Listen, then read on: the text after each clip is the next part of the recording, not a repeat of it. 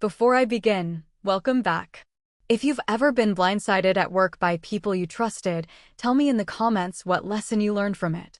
And if stories like this resonate with you, remember to like and subscribe so you don't miss what comes next. 10 years. That's how long I worked for the company before they called me into that room. My name is Laura Bennett, and until that morning, I believed loyalty counted for something. I believed showing up early, staying late, and fixing problems quietly bought you protection. I was wrong. The meeting invite hit my calendar at 8:12 a.m. Quick sync, it said. No agenda. When I walked into the conference room, HR was already seated. Legal sat beside them. Security stood near the door, pretending not to watch me. My boss didn't offer me a chair. He slid a folder across the table like he'd practiced it. His voice was calm, almost bored. Funds are missing, he said. And your name is on every account involved. I remember noticing small details instead of panicking: the hum of the lights, the way HR avoided eye contact, the fact that the folder had been pre-labeled with my name. This wasn't a question. It was a conclusion. I asked to see the evidence. He said that wouldn't be necessary. That was the moment I understood something important. This wasn't about missing money. It was about choosing who would take the fall. I didn't raise my voice. I didn't cry. I didn't argue. I asked one simple question. Can I see the proof? My boss didn't even look down at the folder. He leaned back in his chair and said, that won't be necessary. His tone made it clear the decision had already been made. HR shifted in their seats. Legal kept their eyes on the table. No one spoke up for me. I knew those accounts. I'd worked on them for years. Every transfer, every adjustment, every temporary fix my boss had personally approved during late-night calls or quick hallway talks. He told me to move the money. He told me not to document everything. He said it was normal at his level. Now he was pretending none of that ever happened. He looked at me and said, "We trusted you." That word, trusted, hit harder than the accusation. I realized something then. They weren't trying to find the truth. They were trying to protect the company. And I was the easiest person to sacrifice. Security took one step closer to the door. That's when my boss said, "If you cooperate, this can stay quiet." I understood exactly what that meant. Confess to something I didn't do. Take the blame. Disappear. I looked around the room one last time.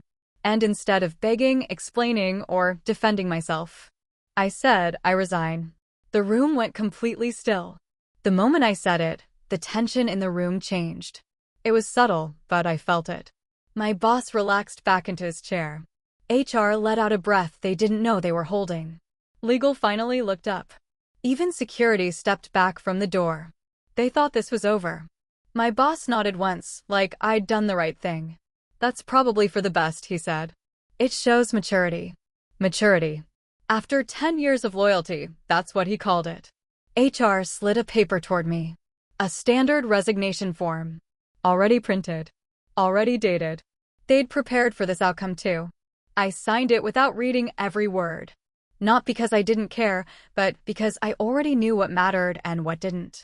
When I stood up, no one stopped me. No one asked questions. No one thanked me for a decade of work. My boss didn't even meet my eyes. As I walked out, I heard him say, "Make sure IT locks her access immediately." I kept my face calm, but inside, something clicked into place. Cutting my access wasn't just an ending. It was a trigger. I walked back to my desk under supervision, packed my things in silence, and handed over my badge. People avoided looking at me. A few stared like I'd already been found guilty. When the elevator doors closed, I finally exhaled. They thought I'd given up. They had no idea what my resignation had just started. They didn't let me pack alone. A security guard stood near my desk while I put my life into a cardboard box. 10 years reduced to a coffee mug, a notebook, and a framed photo I didn't even like anymore. My computer screen was already black. I tried to log in out of habit. Access denied. IT had moved fast. Faster than policy required. That told me everything I needed to know. This wasn't routine. This was fear. My boss walked past once. He didn't stop. Didn't speak. Just nodded to security like I was already gone. I noticed small things as I packed. The shared drive folder with my name on it was missing. The reports I used to approve were frozen. Systems I'd built were suddenly locked with no backup owner assigned. That was careless. When I handed in my badge, the guard checked it twice, like it might explode. "Good luck," he said quietly. I stepped into the elevator holding my box. The doors closed. The building hummed like it always had, calm and unaware. That's when my phone buzzed. A message from an automated system I hadn't touched in years. Status change detected. Oversight role inactive. I smiled for the first time that day. They thought cutting my access protected them. They didn't realize it removed the only thing holding everything together. By the next morning, my phone wouldn't stop buzzing. I ignored the first call, then the second. By the third, I recognized the number. It was someone from my old team. "Laura," she said, whispering like someone might hear her. "Something's wrong." I sat at my kitchen table, coffee untouched. "What kind of wrong?" "We can't close the books," she said. "Nothing balances. The system keeps flagging errors." I almost laughed. Almost. That close had never been clean. It only worked because I fixed it every month before anyone noticed.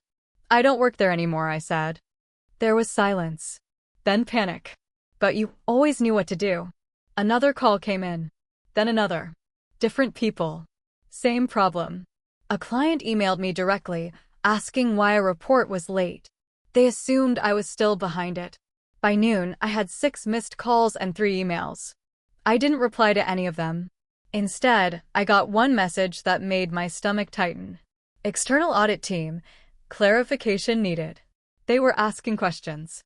The kind of questions my boss never wanted answered. And for the first time in 10 years, I wasn't fixing anything.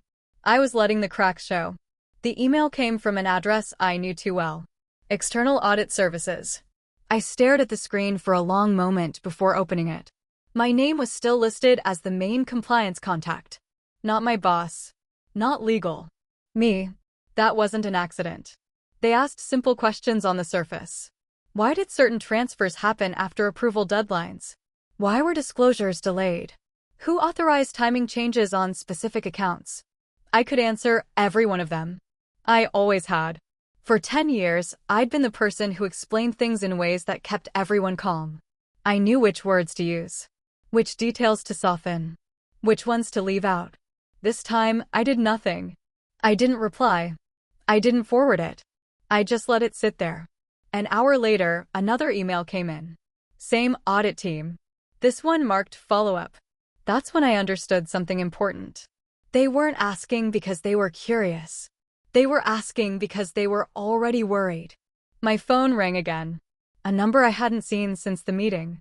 My boss. I let it go to voicemail. A minute later, a text followed. "We need to talk. Call me." For the first time since resigning, I felt the balance shift. He wasn't calm anymore. He needed something. And he needed it from me. I didn't call him back. Instead, I listened to the voicemail. His voice was different. Lower. Careful. "Laura," he said, like we were still on the same side. "There's been some confusion since you left. I think we can clear this up." Clear this up. 10 years, and now he wanted to talk. Another message came in a few minutes later. An email this time. Polite. Friendly. He thanked me for my years of service. Said the company appreciated my dedication. Then he made the offer. A short-term consulting role. Good pay. Flexible hours. No paperwork yet. Just help us stabilize things. I knew what that meant. Fix the problems. Answer the auditors. Keep things quiet. Do the same work I'd always done, just without protection. I didn't reply. An hour later, the tone changed. "This doesn't need to get complicated," he wrote. That was the sentence that told me everything. He wasn't offering help. He was trying to put the lid back on. And he didn't realize the pressure underneath was already too high. The next message didn't come from my boss. It came from a regulator. The subject line was calm, almost polite. Request for clarification. I read it twice. Then a third time. They were asking about filings from 2 years ago. Reports I had prepared. Numbers I had flagged. Decisions I had been told to adjust later. My name was still attached as the responsible officer. That was a problem. For them. I scrolled down and felt my chest tighten. My boss was copied on the email. So was someone from legal. So was someone I didn't recognize. A senior name. Board level. I didn't respond. 10 minutes later, another email came in. Same thread. More questions. More detail. They weren't fishing anymore. They were pulling. My phone buzzed. A text from a former coworker. People are freaking out. No one knows what to say. I set the phone face down on the table. For 10 years, I'd been the buffer. The translator. The person who made bad decisions sound acceptable. Now there was no buffer. And the questions weren't stopping. I realized then that my resignation wasn't just noticed. It had been felt. Somewhere inside the company, alarms were going off. And no one knew how to turn them off without me. That afternoon, I met someone I trusted. He was a former compliance officer who'd left the company years earlier. A mentor. The kind of person who asked the right questions and didn't panic at the answers. I told him everything. He didn't interrupt. He didn't judge. He just listened. When I finished, he leaned back and asked one question. Did they accuse you formally? I frowned. What do you mean? Did they give you written notice? A charge. A report. Anything official. I thought back to the meeting. The folder. The words. The silence. No, I said slowly. They didn't. He nodded like he'd just confirmed something important. That matters, he said. A lot. He explained it simply. Accusing someone without proof. Pushing them to resign. Cutting access immediately. Those weren't just bad choices. They were violations. He looked me straight in the eye. Laura, you didn't walk away from that company. They pushed you out. He paused, then added, and that changes who's in trouble. I felt my stomach drop. For the first time, I wasn't reacting anymore. I was starting to see the board. 2 days later, the company made an announcement. An internal audit. The email went out to everyone. Calm language. Reassuring tone. It said the audit was routine and meant to clear up recent confusion. I almost laughed. There was nothing routine about this. I read the message carefully. What it didn't say mattered more than what it did. It didn't mention theft. It didn't mention my name. It didn't say who requested the audit. That meant it wasn't my boss. Later that afternoon, I got another email. This one wasn't sent to the whole company. It was sent only to a few people. I was copied. The subject line was different. Expanded scope. They weren't just looking at my work anymore. They were reviewing approvals. Overrides. Timing changes. Leadership decisions. Things I had warned about years ago. My phone buzzed. A text from my boss. This is getting bigger than it needs to be. I didn't reply. Because I knew the truth. Audits don't get bigger by accident. Someone had opened a door. And once auditors walk through it, they don't turn around. That night, I slept better than I had in weeks. Not because I felt safe, but because I knew the story was no longer in his control. The message came from an unknown number. Please don't share this. I don't know who else to trust. It was a junior analyst from my old team. We met at a small cafe across town. She kept checking the door like someone might follow her. Her hands shook when she slid her phone across the table. I was told to change the numbers, she said quietly. Your boss said it came from you. My chest tightened. She scrolled and showed me the message. His name. His words. Clear as day. If anyone asks, say Laura approved it. I felt a cold anger settle in. She told me it wasn't just once. It had happened more than she could count. Fix this. Adjust that. Make it work. And now, she whispered, they're asking me questions. I told her to save everything. Every email. Every message. She nodded. I already did. Before we left, she looked at me and said, they're blaming you for everything. I met her eyes. Not for long, I said. As I walked out, my phone buzzed again. This time, it was a calendar invite. Emergency board session. And my name was on it. My boss didn't wait long after the board invite. He called me that night. I almost didn't answer. But something told me I should hear his voice. He didn't say hello. What did you do? He snapped. I kept my voice calm. I resigned. That's all. Don't play games, he said. Since you left, Everything is on fire. That word again. Everything. He accused me of causing delays, of confusing auditors, of putting the company at risk. He said I was being selfish, unprofessional, disloyal. After 10 years, that was his word for me. Then his tone changed. You're still listed on some things, he said carefully. If you help clean this up, we can fix what happened. Fix what happened. I realized he wasn't angry anymore. He was scared. He threatened legal action next. Said his lawyers were ready. Said I'd regret it if I didn't cooperate. I let him finish. Then I said, you accused me without proof. There was silence. I continued, you told people I stole. You forced me out. His voice dropped. Be careful, Laura. I ended the call. My lawyer called me 5 minutes later. She was laughing. That threat, she said. It's empty. I stared at the wall. For the first time, I knew the power wasn't his anymore. The board member contacted me the next morning. Not through work email. Through a private address. His message was short. Can we talk off the record? We met in a quiet office downtown. No logos. No assistants. Just 2 chairs and a glass of water. He didn't waste time. Your resignation raised questions, he said. Not the theft. The way it happened. I nodded. It wasn't an investigation. That's what concerned us, he replied. He asked why I didn't fight. Why I didn't demand proof. Why I left so cleanly. I told him the truth. I'd spent 10 years fixing problems created above my pay level, I said. When I was accused, I stopped fixing. He watched me closely. What do you mean by fixing? I paused, then asked my own question. What do you think would have happened if I stayed? He didn't answer right away. That's why we're here, he finally said. Then he leaned forward.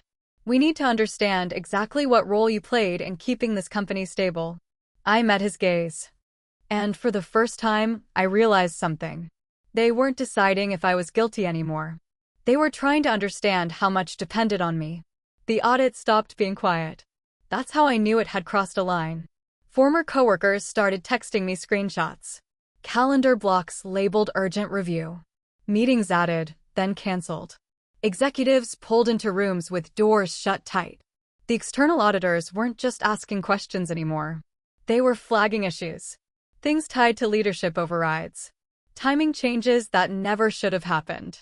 Decisions marked temporary that had been rolled forward for years. One message stood out. Why were these controls bypassed so often? I knew the answer. I always had. Those controls were in my systems. I'd built them to slow things down, to force review, to stop bad choices from becoming disasters. But my boss hated delays. So he told me to override them. Now the auditors were seeing exactly what happened when no one was there to smooth it over. That afternoon, another email arrived. Please explain why Laura Bennett is no longer employed. That one wasn't sent to me. It was sent to the board. For 10 years, I'd been invisible. Now my absence was the loudest thing in the room. And people were finally asking why. The request came through my lawyer. Formal. Polite. Serious. They wanted my testimony. Not as a suspect. As a witness. I read the letter twice to make sure I understood it. They weren't accusing me. They weren't questioning my integrity. They were asking me to explain how things worked. My lawyer smiled when I told her. That's the shift, she said. They've stopped looking at you. And started looking above you, I replied. She nodded. We went over what I could say. What I should say. What I didn't need to say yet. Then she said something that made my chest tighten. You were acting as a control point, she explained. Without the authority. Without the protection. I thought about all the late nights. All the quiet fixes. All the times I told myself it was temporary. I never reported it, I said. She met my eyes. You were managing risk. And now? I asked. She closed the folder. Now the risk is exposed. As I left her office, my phone buzzed again. Another message from the company. This one wasn't angry. It was desperate. They wanted to talk. And for the first time, they didn't have leverage anymore. The first payroll delay happened on a Friday. That alone told me how bad things were. Payroll was sacred. It never slipped. Not once in 10 years. Even during bad quarters, even when numbers were tight, I made sure people got paid on time. That morning, my old team chat lit up. Has anyone been paid yet? HR says there's a system issue. Do you know what's going on? I didn't answer. By noon, rumors were everywhere. People were scared. Rent was due. Bills were due. And no one could explain why the money wasn't moving. I knew exactly why. There was a liquidity buffer I managed quietly. A timing cushion built into the system to cover short gaps. It only worked if someone watched it daily. That someone had been me. When I resigned, that buffer expired. Automatically. No override. No warning. I had designed it that way on purpose years ago, after my boss ignored one too many risks. Now the company was feeling it. Employees were angry. Managers were panicking. And leadership was silent. That afternoon, I got a message from someone I hadn't heard from in years. Is this because you left? I stared at the screen. For the first time, people weren't blaming me. They were realizing what I'd been doing all along. And that scared them even more. The news didn't go public. Not yet. But inside the company, something shifted. My boss lost his signing authority. No announcement. No email blast. Just a quiet change in the system. His name disappeared from approval workflows. Payments rerouted. Decisions delayed. He noticed immediately. That's when the messages started coming faster. You planned this. You're sabotaging us. You think you're clever. I didn't respond. Because this wasn't sabotage. It was process. The same rules he'd ignored for years were finally being enforced. I learned later that a board subcommittee had stepped in. Temporary, they said. Just until things were clarified. My boss didn't see it that way. He showed up at my lawyer's office unannounced that afternoon. Demanding a meeting. Demanding answers. She didn't let him in. Instead, she sent me a short text. He's unraveling. That night, I sat alone in my apartment and thought about how fast things had changed. 10 years of silence. 10 days of truth. And now a man who once controlled everything couldn't even approve a payment without permission. My phone buzzed one more time. Another calendar invite. Emergency board session. This time, it wasn't optional. And I wasn't attending as an employee. I was attending as a problem they could no longer ignore. The offer came the next morning. Not by email. Not by text. By courier. A thick envelope, hand-delivered, like that would make it feel serious. Inside was a formal letter from the company. Polite. Careful. Full of praise. They thanked me for my years of service and said they wanted to move forward together. They offered me my job back. Not just back. Higher title. Better pay. More authority. There was one condition. A silence clause. I was to say nothing about the accusation. Nothing about the audit. Nothing about what I'd seen or done over 10 years. Fix things quietly. Help leadership stabilize. Protect the company. Protect my boss. I read the letter twice. Then I laughed. 10 years ago, I would have agreed. I would have told myself it was the responsible thing to do. Now I saw it clearly. They didn't want me back because they respected me. They wanted me back because they were bleeding. I called my lawyer. She didn't hesitate. Don't touch it, she said. That letter admits more than they realize. I sent one response. Short. Professional. No, thank you. An hour later, the board session was officially scheduled. My name was listed under attendees. Not as staff. As an external advisor. That's when I understood. They weren't trying to bring me back anymore. They were trying to survive me. The emergency board meeting was set for Monday morning. No location listed. Just an address sent privately. When I arrived, there was no company logo on the door. No signs. No reception desk. That was deliberate. Inside, the room was quiet. Serious. 12 seats. 10 filled. My boss was already there. He looked different. Tired. Smaller. His confidence didn't fill the space anymore. He didn't speak to me. The board chair nodded when I entered. Laura, he said. Thank you for coming. I sat down without a badge. Without a title. Without permission from anyone but myself. That alone said enough. The meeting started without small talk. They talked about the audit. The delays. The regulator questions. The payroll issue. Then the chair turned to me. We need clarity, he said. About your role. My boss shifted in his seat. The chair continued. For years, risks were managed without being reported. We need to understand how. I took a breath. I didn't manage risk, I said. I contained it. Silence filled the room. My boss opened his mouth. The chair raised a hand. Not yet, he said. And in that moment, everything changed. For the first time, my boss wasn't in control of the room. And for the first time, they weren't asking if I was guilty. They were asking how close the company had come to collapse, and how long I'd been the only thing stopping it. No one spoke for a few seconds after I said it. Contained it. The board chair leaned back in his seat. Explain, he said. I didn't rush. For 10 years, I'd rushed everything else. I was the last stop, I said. When decisions came down that didn't follow rules, I adjusted systems so damage wouldn't spread. My boss shifted again. His jaw tightened. I explained it simply. How controls were supposed to work. How overrides were meant to be rare. How verbal approvals replaced written ones. How I was told, again and again, to just make it work. Heads around the table started nodding. Slowly, one board member asked, "Why wasn't this reported?" I met her eyes. Because every time I raised concerns, I was told it would be handled later. Later never came. The chair looked at my boss. Is that accurate? My boss opened his mouth, then closed it. I continued. I stayed because I believed fixing things quietly was better than letting them break loudly. The chair folded his hands. And when you resigned? I didn't hesitate. I stopped fixing. The room went silent again. That's when I noticed something important. No one was looking at me with suspicion anymore. They were looking at me like they were trying to understand how much depended on someone they'd never really seen. And how dangerous it was that I was gone.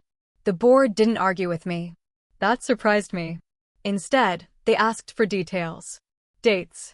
Processes. Systems. Decisions. I answered carefully, sticking to facts. No emotion. No blame. The more I explained, the clearer it became. This wasn't one mistake. It was a pattern. A pattern of shortcuts approved at the top and absorbed at the bottom. One board member rubbed his forehead. If you hadn't been there. He didn't finish the sentence. He didn't need to. The chair asked the question that mattered most. Why did you resign so quickly?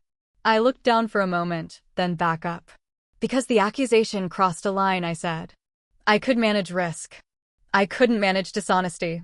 My boss slammed his hand on the table. She's exaggerating. The chair turned to him calmly. You'll have a chance to speak. Then he looked back at me. When you left, what changed immediately? I took a breath. Everything, I said. Because my role wasn't just operational. I paused, choosing my words. It was structural. The room went still. The chair leaned forward. What do you mean by structural? I met his eyes. That's the part you haven't been told yet. And, just like that, I felt the balance tip again. Because I wasn't finished. Not even close. I could feel the room tighten when I said that. Structural. The board chair didn't push right away. He asked everyone else to step back from the table. Not leave. Just listen. Start from the beginning, he said. Slowly. So I did. I explained how my role had grown without a title change. How I was asked to sit in on calls I wasn't supposed to hear. How decisions skipped normal approval paths and landed on my desk instead. Not once. Repeatedly. I told them how I built safeguards into the systems. Not to block leadership, but to slow them down. To give someone time to think before damage was done. Those safeguards depended on me, I said. My access. My oversight. My boss shook his head. That's not true. The chair didn't even look at him.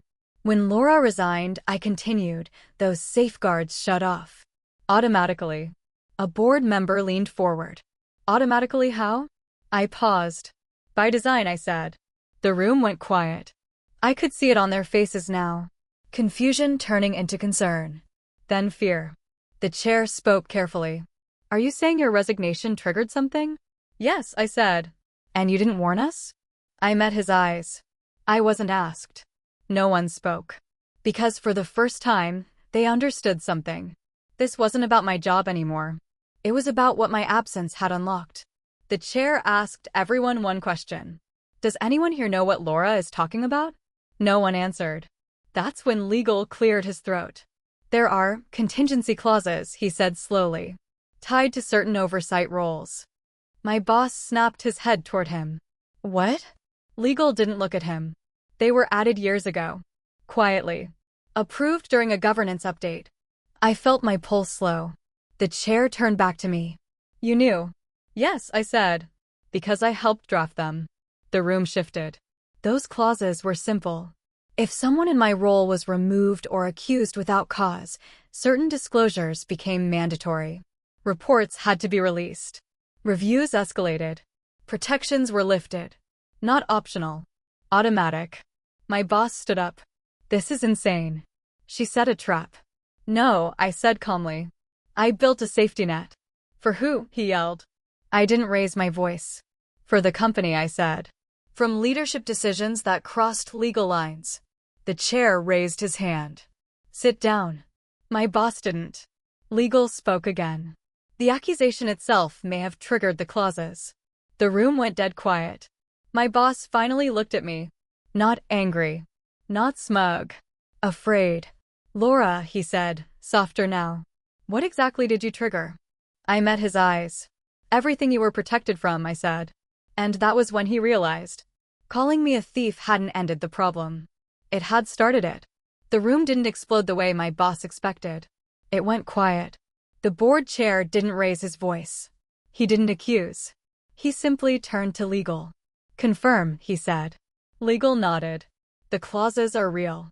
They're enforceable. And they were triggered the moment Laura was accused without evidence and pushed to resign. My boss laughed once, sharp and hollow. That's not how this works. Legal didn't look at him. Actually, it is. He explained it in plain terms. Executive protections only applied if internal policy was followed. Due process. Documentation. Cause. None of that happened. By accusing me publicly and forcing me out, my boss had voided his own shield. Insurance coverage. Indemnity. Legal backing. Gone. The chair folded his hands. You acted alone? My boss didn't answer. That's not a question, the chair said. Still silence. Step outside, the chair finally said. We need a private discussion. My boss looked around, searching for support. There was none. When the door closed behind him, the air shifted. The chair turned to me. You didn't do this for revenge. No, I said. I did it so the truth couldn't be buried. He nodded once. You succeeded. Outside the room, raised voices started. Inside, for the first time, I felt something settle. The weight I'd carried for 10 years was finally off my shoulders. And I knew this was almost over. My name was cleared that afternoon. Not quietly. Not vaguely. Formally. A written statement. Board approved. Sent to auditors, regulators, and internal teams. It said I had acted within my role and with integrity. The accusation was withdrawn. My boss was placed on leave pending investigation. He didn't call me again. He didn't need to. The company offered me a role on the compliance advisory side. Not to fix messes. To design systems that didn't rely on silence. I accepted. Not because I needed the job, but because I wanted the work to matter. As I left the building that day, I passed people who used to look through me. Now they nodded. Some thanked me. A few apologized. I didn't hold on to any of it. 10 years of loyalty had taught me something important. Real power isn't loud. It doesn't threaten. It doesn't accuse. It prepares. My boss thought calling me a thief would erase me. Instead, it revealed who I really was. Not an employee. Not a scapegoat. But the line that kept everything standing. And the moment I stepped away, the truth finally had room to surface. If you stayed until the end, thank you. If this story meant something to you, please like, comment, and share it with someone who needs to hear it. Subscribe and turn on the notification bell so you never miss a powerful story drop.